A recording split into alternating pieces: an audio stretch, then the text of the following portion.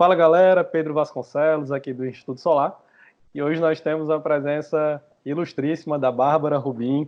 Hoje ela vai estar aqui batendo esse papo com a gente, tirando algumas dúvidas aí da turma que mandou perguntas, questionamentos, pessoas que gostariam muito de em algum momento já ter encontrado a Bárbara e fazer essas perguntas, mas hoje para facilitar um pouquinho esse meio de campo, eu estou aqui para perguntar diretamente a ela. Então, Bárbara, muitíssimo obrigado por ter disponibilizado aí um pouquinho do seu tempo. Eu sei que a sua agenda é muito apertada, muito corrida, então, primeiramente, muito obrigado e seja bem-vindo a esse nosso bate-papo do Instituto Solar. Obrigada a você, Pedro. Obrigada também para o pessoal que vai assistir a gente aqui. Eu espero que seja um momento construtivo para todos nós. E, de novo, estou sempre à disposição. Para mim é um prazer estar com vocês. Excelente, Bárbara. Então, eu queria pedir para você, eu acho muito difícil que alguém que esteja acompanhando a gente não lhe conheça, mas você se apresentar um pouco, falar quem é a Bárbara Rubim. Vamos lá. Eu sou advogada, acho que esse é o primeiro ponto. Eu sou do mundo, eu digo, mas na verdade, pouca gente sabe disso, mas eu sou nascida no Paraná, mas me criei em Minas Gerais, então me considero mineira de coração aí, apesar da minha família ser mais do Nordeste e do Sul. E trabalho com o setor elétrico desde um pouquinho antes de me formar, na faculdade, me formei em Minas mesmo, então um pouco antes de me formar eu comecei minha carreira na Assembleia Legislativa de Minas Gerais, fui assessora parlamentar. Depois eu saí da assessoria, na verdade, eu pedi exoneração aí do serviço público, porque eu fui convidada para embarcar no navio do Greenpeace. Fiquei embarcada aí quase 3 meses no navio, e eu já era voluntária há muito tempo, e acho que foi um momento que me ensinou muito sobre a importância da gente trabalhar com o que a gente ama. E aí, foi quando eu voltei que eu me formei, e aí, enfim, fiquei trabalhando um tempo com algumas coisas e fui convidada para trabalhar com o Greenpeace efetivamente. Aí mudei para São Paulo. E no Greenpeace eu trabalhava com planejamento elétrico, né, planejamento do setor energético, na verdade, e com a campanha de energias renováveis. Então acompanhei toda aquela discussão de criação da 482, né, de como é que as novas renováveis, gente, nunca chamem solar, eólica de fontes alternativas. É horrível, assim, meu coração dói quando eu ouço isso. São novas renováveis, é a nomenclatura que a gente usa quando a gente quer fazer distinção. Que era um pouco para traçar política pública para isso, e comecei a me engajar mais com o setor. Fiquei 5 anos no Greenpeace, saí depois para trabalhar numa empresa privada, e aí surgiu aí a ideia de fato, ter minha consultoria, fazer um pouco do que eu realmente amo, que é ajudar aí a desenvolver modelo de negócio para o setor elétrico. Parti para esse caminho no mesmo ano, né? Isso foi em 2018. No mesmo ano, eu falo que eu tive a honra de ser eleita na chapa, né, para assumir a vice-presidência de geração distribuída da Solar. Já era também presidente da BGD, então vice-presidente, né, da BGD, mas era um cargo de conselho também. E fui cada vez mais me engajando com o setor elétrico aí, foi assim que começou um pouquinho da minha história no setor. Hoje, então, eu sou CEO da minha empresa de consultoria, que é a Bright Strategies. Basicamente, o que a gente faz é auxiliar investidor, empresas, né, profissionais que têm interesse no setor, a conhecer um pouquinho mais esse aspecto jurídico e regulatório do setor elétrico e desenvolver o melhor modelo de negócio possível para as ambições. Continuo como vice-presidente da Solar, do conselho, né, acho que tenho muito carinho por isso.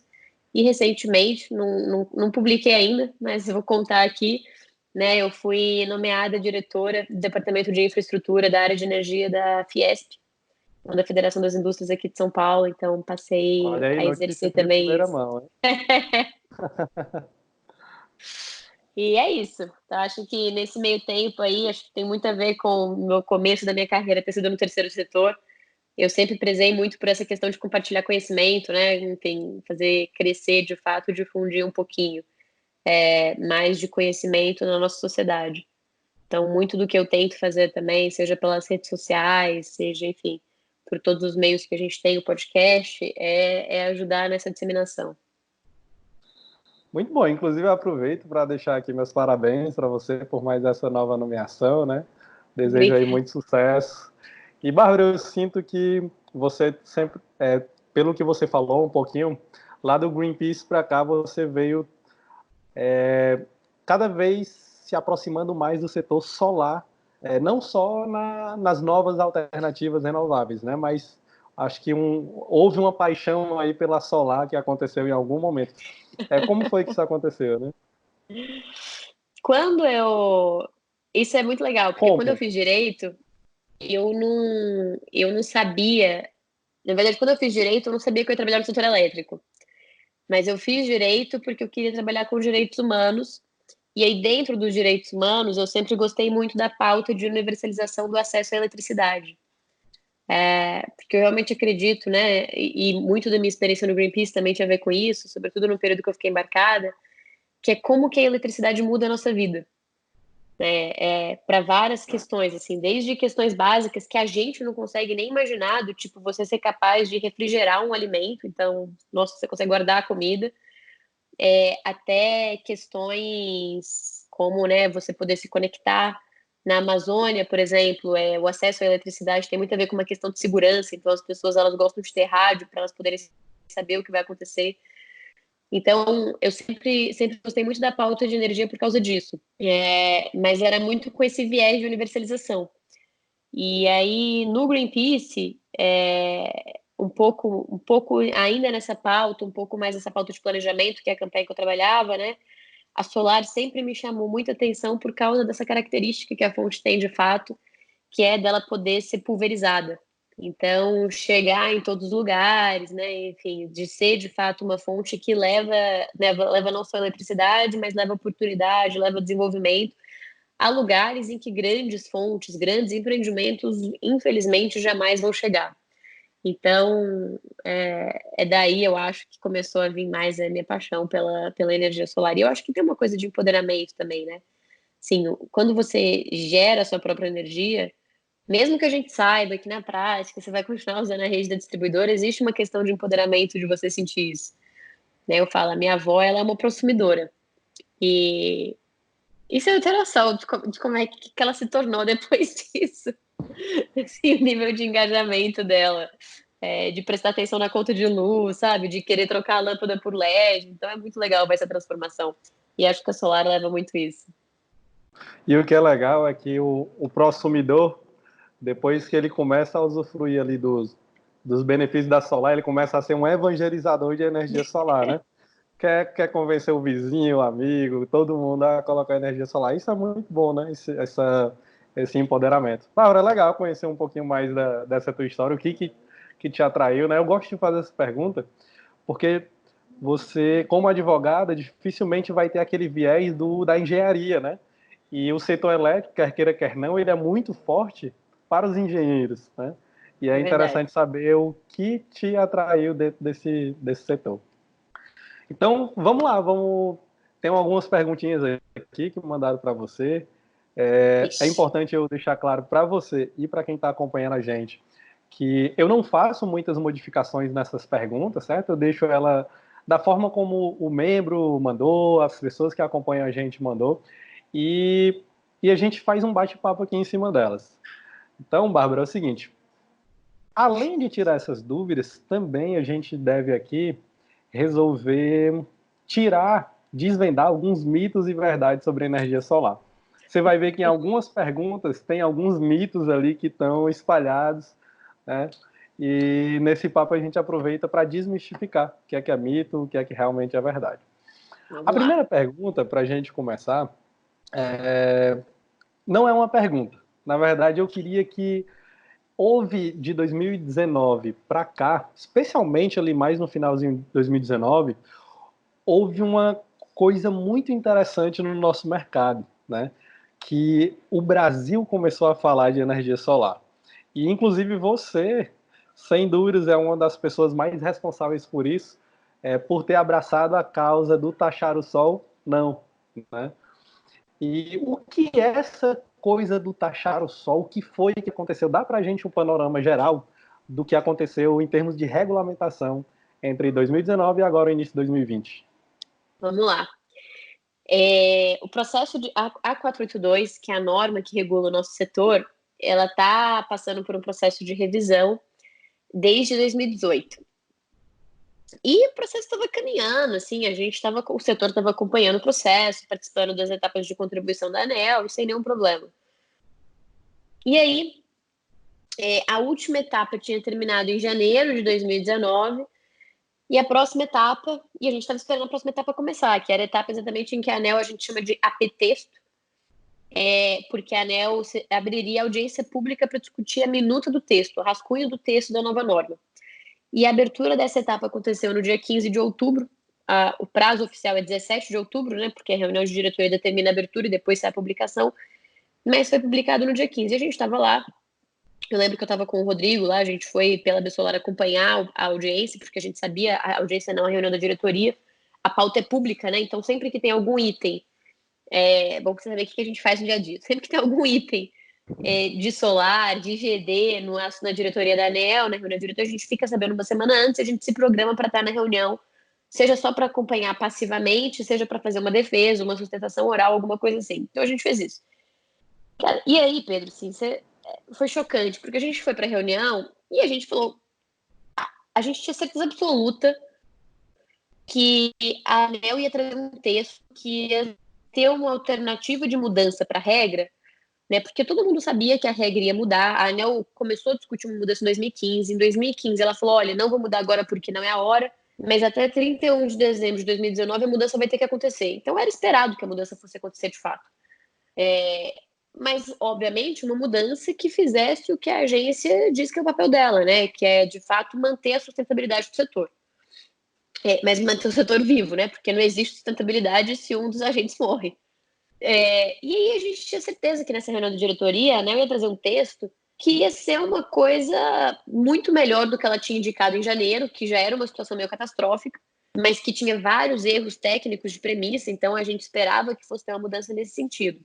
E a gente foi para essa reunião, de certa forma, um pouco, como é que eu vou dizer, quase que confiante de que a gente ia ter, a ANEEL teria ouvido as contribuições da sociedade e ia traduzir aquilo num texto diferente para o setor. E aí a gente chegou na reunião e eu lembro, assim, que estava, né, na hora que a equipe técnica começou a fazer, a equipe técnica faz a apresentação e depois abre para a defesa. E na hora que a equipe técnica começou a fazer a apresentação do que eles estavam trazendo de proposta, que era a alternativa 5, né, que de fato trazia essa questão do 60% de desvalorização do crédito de energia, o setor ficou extremamente perplexo. Assim, e a gente que estava lá acompanhando aquela reunião, a gente olhava assim, parece coisa de filme, assim, a gente olhava um pra cara do outro e falava assim, mano, o que tá acontecendo, sabe? Tipo assim, que cenário surreal é esse que trouxeram? E aí aquilo confirmou, então eu fui para trás, fui para frente, agora eu vou pro meio. Aquilo confirmou alguns sinais de desconforto que a gente estava tendo. Então, isso foi em outubro do ano passado. E aí, a gente começou a perceber que, de fato, tinham alguns sinais que a ANEEL vinha dando para o setor que eles estavam um pouco estranhos. Então, em setembro e em agosto, são os 2 meses do ano que tem mais eventos setoriais acontecendo juntos, setor fotovoltaico. Em todos esses eventos, na Intersolar eu moderei uma mesa com o Rodrigo Limpe, que é o diretor-relator, e no dia seguinte à mesa da Intersolar eu fui para o Enase, que é um evento do setor elétrico como um todo no Rio de Janeiro, participar de uma mesa com o Limpe. E nas duas, ele já começava a falar umas coisas meio estranhas de GD, sabe? E aí o setor começou a observar um pouco, já começou a falar que talvez direito adquirido não fosse 25 anos, umas coisas meio engasgadas, assim. E aí a gente começou a observar aquilo, e isso, né, agosto, setembro. E aí no dia 7 de setembro, o presidente Jair Bolsonaro fez um post no Twitter dele, falando que o Poder Público Federal ia instalar solar fotovoltaica nos prédios da União, para economizar na conta de luz. E aí alguém mandou esses posts nos grupos de WhatsApp. Eu estava num desses grupos e o pessoal começou a discutir como responder esse post. né? E aí começaram a sugerir várias hashtags para a gente poder fazer um track depois, né? Seguir as respostas que eu surgi, começaram a sugerir várias hashtags. E aí a gente lá conversando e de repente surgiu essa hashtag do taxar o sol não. E aí o pessoal começou a responder o post com isso no mesmo dia. Acho que eu tirei uma foto com a plaquinha do taxar o sol não, coloquei no meu Instagram também. E isso virou a campanha que acabou sendo, né? E eu digo que essa campanha ganhou muito mais força, eu diria, porque a ANEEL, 3 dias depois, soltou uma nota falando que aquilo era fake news. Eu falo assim, foi um erro, foi o primeiro erro estratégico absurdo que a agência cometeu, assim, porque possivelmente, né, talvez a coisa tivesse muito menos força do que se a ANEEL tivesse respondido, porque quando ela respondeu, ela mostrou para o setor de fato que aquela era uma forma de colocar o problema que tinha incomodado a agência.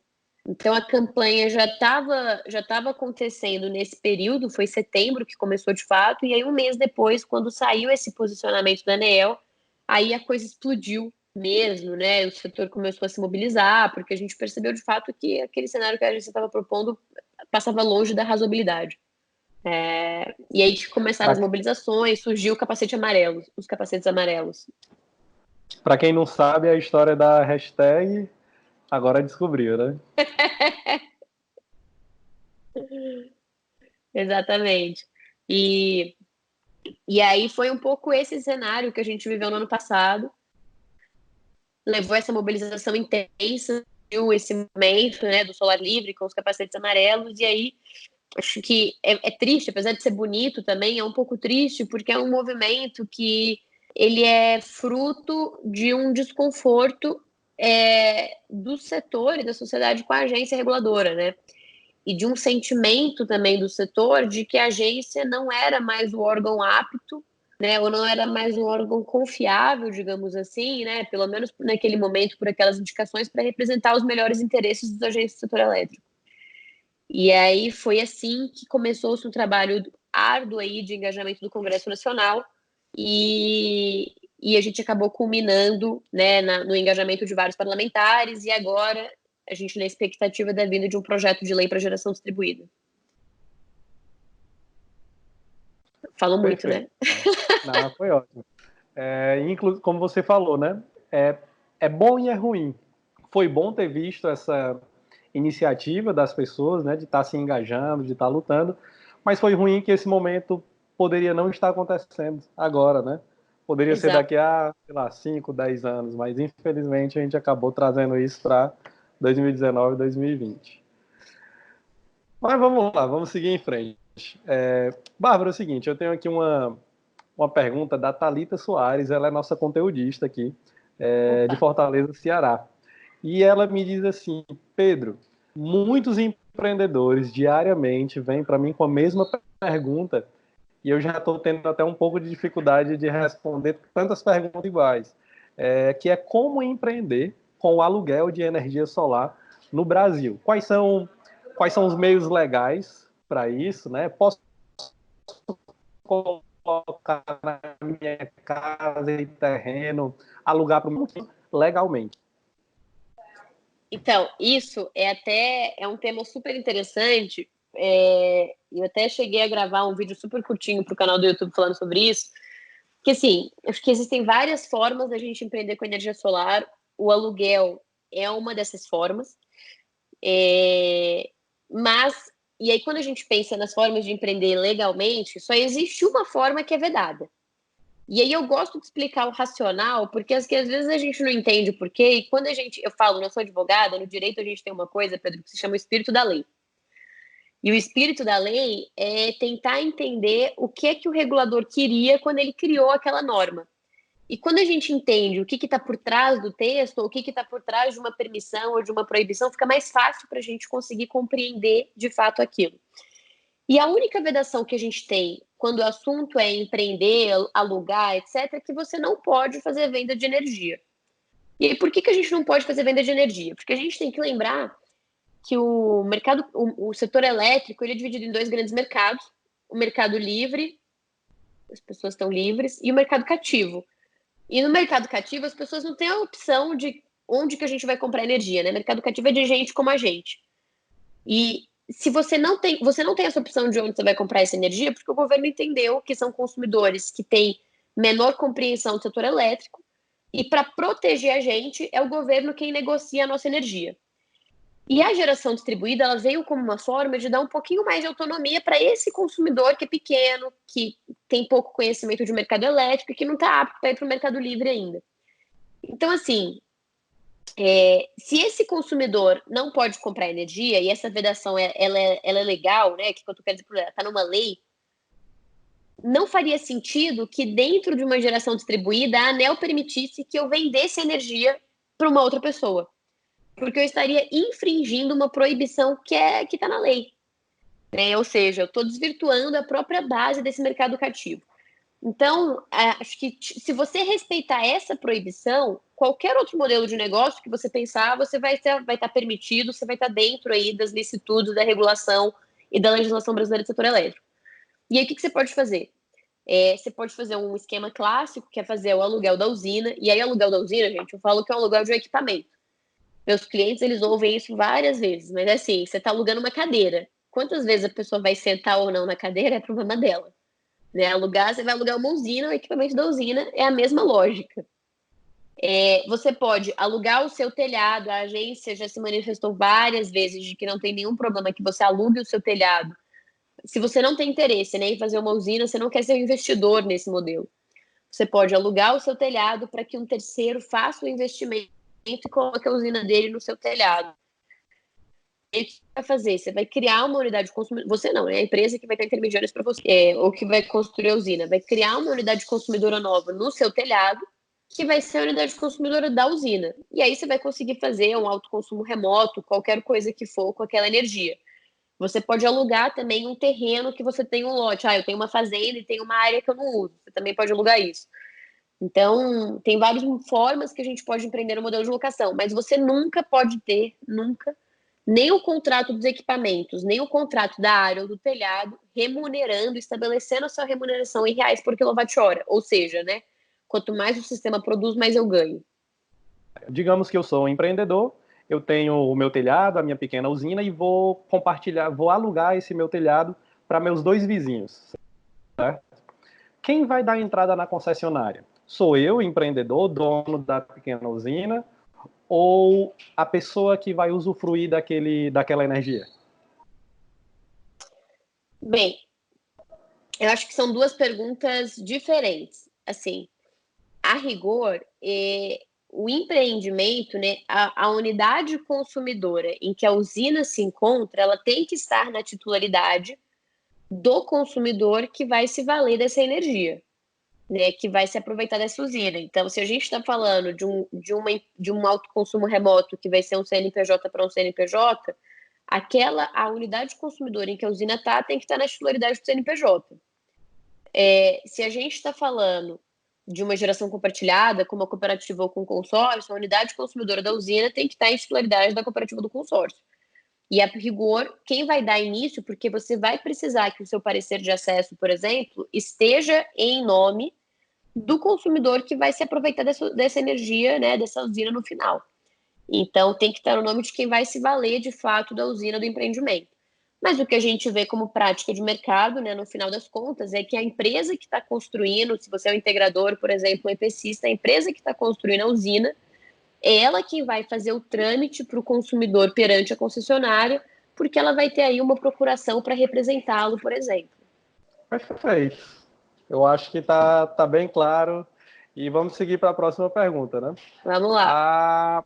O Marcelo Bordalo, do Rio de Janeiro, ele está perguntando o seguinte: ele está pedindo para que você informe com clareza sobre a instalação em sistemas de média tensão, respeito à compensação, custo-benefício, aprovação e vamos lá, o que é que ele diz aqui? Dizem que não está sendo mais permitido instalar sistemas em classe A. Ele ainda colocou esse adendo, né?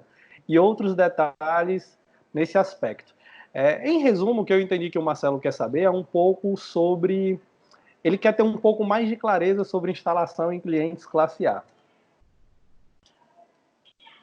Perfeito. Bem, o que a gente tem que lembrar quando a gente fala de um cliente que seja do grupo A? Primeiro, né, gente, o grupo A, quando a gente fala, é um grupo tarifário, que em geral é um grupo tarifário que é aplicado para os consumidores que estão em média ou alta tensão. No grupo tarifário A, a gente tem uma característica que é exatamente a característica do que a gente chama de uma tarifa horária, ou seja, são consumidores que têm duas tarifas diferentes. Uma tarifa para o que a gente chama de hora fora ponta, que é a maior parte do dia, e uma tarifa para o que a gente chama de hora ponta, que são 3 horas consecutivas, que acontecem em geral aí no final do dia, aí, mais no tardezinha por aí. E a distribuidora que seta a hora ponta. Nesses 2 horários, o valor da tarifa que o cliente paga é muito diferente.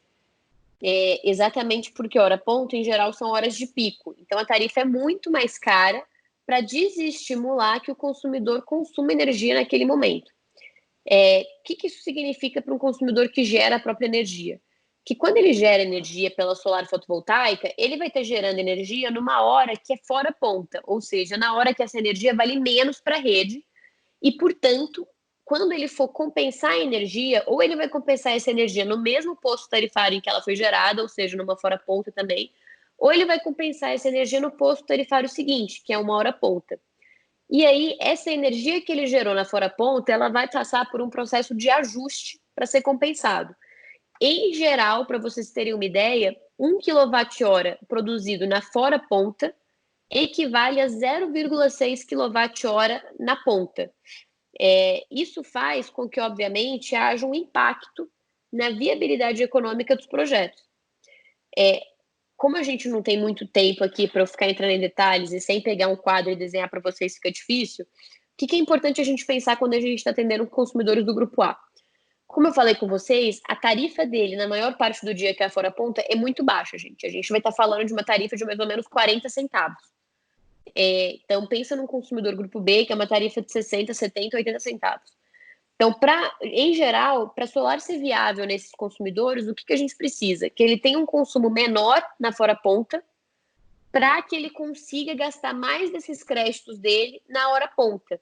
Porque se na fora ponta a tarifa dele é 40 centavos, na hora ponta a tarifa dele muitas vezes é R$2 por quilowatt-hora. E aí, o fato de a gente fazer essa compensação faz com que valha muito a pena para ele gerar a própria energia. Só que se esse consumidor tiver um consumo muito grande na fora ponta, né, ou seja, for usar tudo que for produzir para bater aquela tarifa de 30 centavos, 40 centavos, a viabilidade econômica vai ficar mais difícil. Acho que no finalzinho da pergunta, ele perguntou também alguma questão relacionada ao grupo B optante. Né? Eu não tô recebendo tanta pergunta disso que eu sou até sonho, né? Se a pessoa nem perguntou, eu já acho que tá lá. Mas pode seguir. Gente, não existe nenhuma proibição ao grupo B optante. O que a gente não pode ser é querer ser muito sapeca. O que é ser muito sapeca? É você querer fazer 2 usinas de 112,5, uma do lado da outra, para nenhuma pagar demanda e você poder ser grupo B optante nas duas, né? O grupo B optante, vale lembrar, é uma opção que é trazida no artigo 100, inciso 1º da 414, que permite que um consumidor, mesmo atendido em média tensão, possa escolher por ser faturado no grupo B, que é o grupo tarifário da baixa tensão, se ele tiver aí um tráfego de 112,5 para si, né, para se atender. Então, era muito comum, gente, sobretudo em 2019, o pessoal querer fazer muitas usinas, uma do lado da outra, querer colocar tudo em 112,5 para evitar pagamento de demanda. A ANEEL determinou que se a concessionária perceber que o 112,5 se diz respeito a um desmembramento de usinas, ela deve recusar a conexão à rede daquele consumidor como 112,5. Ou seja, ela vai fazer você pagar demanda em todas as usinas. Mas, se não se tratar de um caso de desmembramento, aí não existe nenhum problema que esse consumidor exerça a opção de grupo B optante. Perfeito, Bárbara. O mesmo Marcelo, ele pergunta o seguinte, podemos fazer migração de cliente do grupo A para o grupo B e, caso sim, há custos envolvidos? Pode fazer, não tem problema, mas, obviamente, o cliente tem que ter uma possibilidade de migrar para o grupo B, né? Ou seja, se o cliente tem uma carga lá de 50 quilowatts, possivelmente ele pode migrar de volta para o grupo B. Agora, se o cliente tem uma demanda contratada de 300 quilowatts, ele não vai poder migrar para o grupo B porque ele já está acima do atendimento de tensão, da faixa de tensão que é atendido em baixa. Então, desde que eles respeitem as faixas de tensões, essa mudança pode ocorrer sem problemas. Pode ocorrer. O custo que pode ter envolvido é que quando você está na média tensão, a gente assina um contrato de demanda. E para migrar para baixa, isso é um rompimento de contrato. Então, pode ser que o cliente tenha que pagar a multa desse período. Perfeito. Uma outra pergunta que surge, Bárbara, é o seguinte. Em clientes do grupo B, tipo condomínio de casas ou apartamentos, qual a orientação e norma em relação ao uso da cobertura ou telhado de uso comum para implantar sistemas fotovoltaicos? Então, isso é difícil a gente falar, a gente recebe muitas essas perguntas, porque isso vai depender do regimento do condomínio.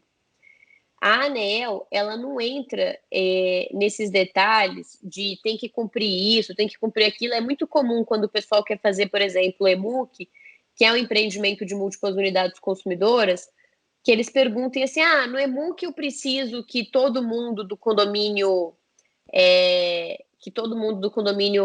aprove, né? Aprove a instalação do sistema fotovoltaico e autorize a colocação. E a resposta sempre é, gente, não tenho como dizer, porque esse é um tipo de exigência que quem faz não é a ANEEL, quem faz é o próprio regimento do prédio. Então, nesses casos, né, o que a gente recomenda que o integrador ou que o instalador faça?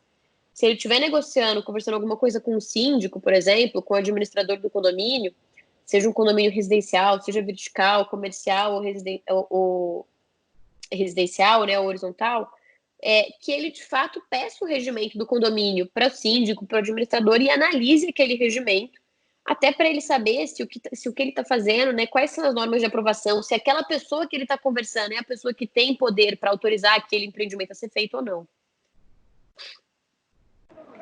Perfeito. Então, em resumo, é muito particular, né, de cada regulamento do Exatamente. condomínio em si. A orientação é ir de acordo e analisar. Bárbara, o Marcos Muniz, do Rio de Janeiro, ele diz o seguinte: ele trabalha há mais ou menos 30 anos no setor elétrico e ele quer saber. Ele diz o seguinte: sabemos que a privatização da Eletrobras irá de encontro ao desejo das distribuidoras de cobrar pelo armazenamento na rede. Por que não mudar o enfoque de sistemas fotovoltaicos conectados à rede para misto ou até mesmo autônomo, dependendo da taxa que será cobrada? Em resumo, eu acho que ele quer saber por que não há mais incentivos, né, a sistemas mistos, o que é que está faltando. Bem, eu acho que primeiro falta viabilidade econômica. Assim, pelo menos os projetos que a gente acompanha na associação, a gente ainda não atingiu o ponto da curva aí de viabilidade em que você tem um sistema a bateria, ele se compensa economicamente quando hoje você tem a opção de usar a bateria como rede. Então, acho que esse é um primeiro fator aí. Existe uma vontade grande do poder público que é, de fato, a de criar um marco legal, um marco regulatório para que a gente tenha mais armazenamento. Mas mais para sistemas híbridos, tá? Particularmente, eu não acho que seja de interesse do poder público hoje estimular as pessoas a se tornarem off-grid, a saírem da rede de distribuição. Pelo simples fato de que quando você faz isso, a mesma discussão, né, que a distribuidora fala, que a GD causa, que é essa questão de custo, de onerar o outro consumidor, etc., em última instância, se isso efetivamente é um problema com o qual o governo não quer lidar ou tem que aprender como lidar ainda, as pessoas se tornarem off-grid vai causar esse problema também. Né? Então, acho que não é um comportamento que o governo tem interesse em estimular hoje, mas, sem dúvida alguma, o governo tem estudado formas de incentivar os sistemas híbridos. Mas eu acho que a gente ainda está longe disso uns 3 a 5 anos aqui no nosso país. Ele até deixou uma discussão, né? Por que não existe Você falou que a gente está sendo discutido, mas ele queria saber por que no Brasil ainda a gente não está sendo mais proativo nesse sentido, né? De estimular tanto internamente a pesquisa científica para melhorar, como um país desenvolvedor de tecnologia, ou se não desenvolvendo, buscando lá fora, está fazendo alguma parceria nesse sentido. Mas eu acho que a resposta para isso você já deixou aqui bem claro para a gente. Bárbara, o Sérgio Lúcio, ele é de Minas Gerais, da Argos Energia Solar, e ele falou o seguinte: Rodrigo Maia, nos últimos dias, deixou a entender que é a favor que é a favor da taxação de energia solar. E outros políticos estão ali em cima do muro, não sabem exatamente como se posicionar, né? Dentro disso, saber, na sua opinião, o que é que você acha que é um valor justo para que possamos usar a rede da de forma bem resumir essa pergunta? Acho que eu contei um pouquinho do histórico dessa discussão no começo do nosso bate-papo, e eu comentei que existe um projeto de lei que está sendo discutido, não é um projeto ainda, né? A gente convencionou chamar de projeto, mas ele não foi apresentado ainda. Existe proposta de um projeto de lei que está em discussão para ser apresentado. E eu realmente acredito que a proposta trazida no projeto é uma proposta justa. Que é o quê? É o pagamento do fio B, que é o fio quando a gente pensa numa estrutura de tarifa, a gente tem 6 componentes tarifárias. Fio B é uma dessas componentes, equivale a mais ou menos 28% da tarifa, e é o fio que remunera as distribuidoras hoje. Então, é o fio que efetivamente diz respeito ao uso do sistema de distribuição pela geração distribuída. E no projeto de lei, a proposta que se traz é que seja pago o valor referente ao fio B pelos sistemas de ED, mas de uma forma gradativa. Né? Ou seja, que não vai começar amanhã, todo mundo vai começar a pagar isso, mas sim que o governo teria um cronograma, um calendário, em que pouco a pouco os consumidores começam a pagar. Começa a pagar 10, 30, 50, 70, 90, até chegar a 100% desse fio. Acho que isso é uma proposta justa, porque é uma proposta também que permite que a gente tenha mais um tempo para maturar a inserção da fonte solar e da própria geração distribuída como um todo no nosso país. E, a princípio, né, eu acho, complementando, que essa também é uma proposta que, na verdade, está de acordo com o que o próprio Maia colocou. Né? Eu vi muita gente fazendo críticas à fala dele nas redes sociais, eu particularmente não achei o que ele estava falando contrário ao que o setor está postulando por meio dessa proposta. Né? Porque o que o Maia disse é que tem que ter algum pagamento de rede, e nesse projeto, o setor está propondo um pagamento de rede que parece pertinente. Então, eu acho, na verdade, que não existe tanto conflito aí nas falas. Perfeito, Bárbara. A gente recebeu muitas perguntas, mas dentro das Mas eu que nós falo muito. selecionamos... Ah, não. Dentro das que nós estamos selecionando, dentro das que a gente já selecionou, a gente vai para o Rodrigo Pereira, que é a última do nosso bate-papo de hoje, certo? E o Rodrigo, ele fala o seguinte: caso eu e o meu vizinho compramos um único sistema fotovoltaico e repartimos os créditos, como deverá ser feito a documentação perante a concessionária? No caso, ele especifica CEMIG.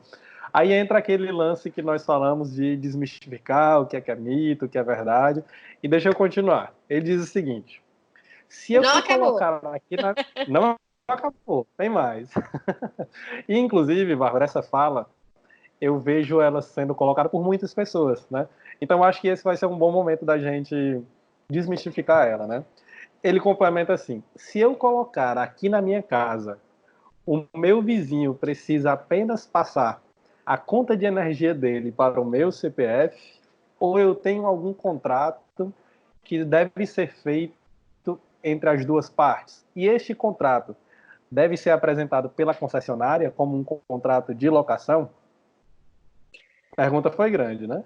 A pergunta, tem muita coisa nessa pergunta. Vamos responder aí o que der. Vamos por partes. Vamos por partes. Primeiro, a gente tem algumas modalidades de entrega de crédito quando a gente fala de geração distribuída. A rigor, não existe nenhuma modalidade que comportaria este negócio. Porque, de fato, né, assim, para ser uma geração compartilhada, a gente precisaria de pelo menos 20 pessoas físicas, o que a gente não tem. E a gente precisaria, então, fazer um autoconsumo remoto, que a gente tem que ter aí essa mesma titularidade, que seria aí um pouco do que ele mesmo sugeriu. Então, a forma de viabilizar isso seria, de fato, unificando as titularidades das contas. Não existe nenhum problema, nenhum impedimento legal a que você unifique, mude a titularidade da conta do seu vizinho para o seu nome, nada disso, né? Não existe uma proibição, uma exigência. Mas a concessionária que você citou, que é a CEMIG, ela pode exigir que você apresente um documento, que não é o documento de locação. A concessionária não tem a ver com a relação negocial que você está estabelecendo. Né, obviamente, não pode ser uma relação que fira a resolução, que proíbe a questão da venda de energia, mas ela pode exigir um documento que comprove qual é a sua relação com aquela unidade consumidora que você está querendo assumir a titularidade. Então, assim, poxa, a Bárbara está aqui querendo trocar a titularidade da casa do Pedro para o nome dela. Por quê? Assim, qual que é o documento que te dá algum embasamento? Pela 414, a titularidade de uma unidade consumidora se dá mediante comprovação de que existe posse entre as unidades consumidoras. Posse entre aquela pessoa e a área da unidade consumidora, né? Então, por isso, por exemplo, muitas distribuidoras não fazem isso, tá, gente? Mas elas podem fazer. E eu fiquei até sabendo que recentemente a CEMIG começou a exigir, e o pessoal estava apavorado, achando que era uma exigência descabida, mas não é. Por exemplo, quando você se muda para um apartamento novo e você vai trocar a titularidade da conta lá, vai colocar no seu nome, muitas vezes a concessionária vai te pedir o seu contrato de locação. Por quê? Para mostrar que você tem uma relação de posse com aquele apartamento e que existe uma justificativa para você colocar aquela conta no seu nome. Então, neste caso, a única documentação que a concessionária poderia exigir seria alguma coisa nesse sentido também. Perfeito, Bárbara. Aproveitando essa pergunta do Douglas, em relação a cooperativas, consumo compartilhado, você pode fazer um sentido, né? Muitos consumidores finais estão pensando em fazer algo nessa linha do que o Douglas propôs, mas aqui eu tenho visto muitos integradores com dúvida no como funciona a energia compartilhada, né, por meio de cooperativa. Você pode dar uma visão geral para a gente? Vamos lá. A ANEEL, gente, quando ela criou a figura da geração compartilhada, ela estabeleceu duas figuras muito bem definidas. Que você tem uma geração compartilhada ou por meio de uma cooperativa ou por meio de um consórcio. Então, não tem muito como a gente querer inovar, digamos assim, estabelecendo uma figura diferente dessas duas. A cooperativa, ela é primordialmente, não exclusivamente voltada para pessoas físicas, e o consórcio, ele é voltado para pessoas jurídicas. Então, assim, basicamente, eu não vou entrar muito nos detalhes de constituição de uma cooperativa ou de um consórcio, porque é um pouco burocrático, mas o que você precisa estar atento, né? Nessas modalidades, o X da questão é que a titularidade da unidade consumidora que tem a usina, ela tem que ser de uma cooperativa ou de um consórcio. E quando você apresentar esse documento da titularidade junto com um documento que prove quem são os cooperados ou os consorciados daquela cooperativa ou daquele consórcio, é isso que vai permitir que a distribuidora distribua esses créditos para todos aqueles cooperados ou para todos aqueles consorciados. E aí um ponto que eu acho super importante de destacar é que nem todo mundo precisa receber crédito de energia. Então, você pode ter uma cooperativa ou um consórcio em que alguns consumidores recebem créditos e outros não. Mas é importante a gente ficar atento a isso. Então, né? A cooperativa, ela é primordialmente para pessoas físicas, não exclusivamente. O consórcio, ele é para pessoas jurídicas. E a usina, né? A unidade consumidora que tem a usina tem que estar na titularidade de um deles para que a gente possa efetivamente ter a compensação acontecendo. Digamos que alguns desses cooperados não estão compartilhando créditos. É preciso alguma justificativa de por que eles não estão tendo esses créditos compartilhados? Não, eles não tiveram interesse em compartilhar esses créditos naquele momento. Essa relação entre as partes, ela não cabe à distribuidora questionar. Perfeito. Aí já vai dos pormenores da própria cooperativa, né? Exatamente. Exatamente. Excelente. Bárbara, muitíssimo obrigado por esse bate-papo, por essa troca de ideias. Eu tenho certeza que esclareceu aí inúmeras dúvidas, e essas dúvidas, como você mesmo falou, eu acho que elas chegam, né, diariamente para você também, e muitas vezes são similares, né? Então eu espero que esse vídeo possa estar ajudando a turma que se faz, está sempre se fazendo essas perguntas. Esse mesmo material, em algum momento, a gente vai transformar ele também em um artigo. Então, se você gosta de algo mais detalhado, a gente vai pegar essa conversa aqui da Bárbara, vai transformar ela num artigo por escrito, para que quem gosta de se aprofundar um pouco mais, ler, né? Então, muitíssimo obrigado, Bárbara. Foi um prazer muito grande ter você aqui com a gente, certo? Obrigado mais uma vez por ter disponibilizado um pouquinho do seu tempo. E quero te desejar aí muito sucesso, né? Ainda tem muita coisa para acontecer dentro do setor solar, especialmente, né? Com E certeza. contamos com você, né? Especialmente a sua forte representação na associação. Então, sem dúvidas, a gente sente aqui que está em boas mãos. Pedro, eu que agradeço vocês, agradeço ao Instituto, fico à disposição, agradeço o pessoal que está assistindo esse vídeo e, como sempre, enfim, eu amo esse setor, amo falar sobre isso. Se precisarem de qualquer coisa, gente, estou à disposição. Se tiver alguma dúvida, deixa aqui nos comentários do vídeo também para a gente ver mais tarde. Pode deixar aí nos comentários suas dúvidas, que depois a gente volta. A gente manda o link para a Bárbara também, todo mundo Com tenta certeza. compartilhar um pouquinho aqui de conhecimento nas perguntas. Então, um grande abraço e a gente se vê na próxima. Tchau, tchau. Até a próxima.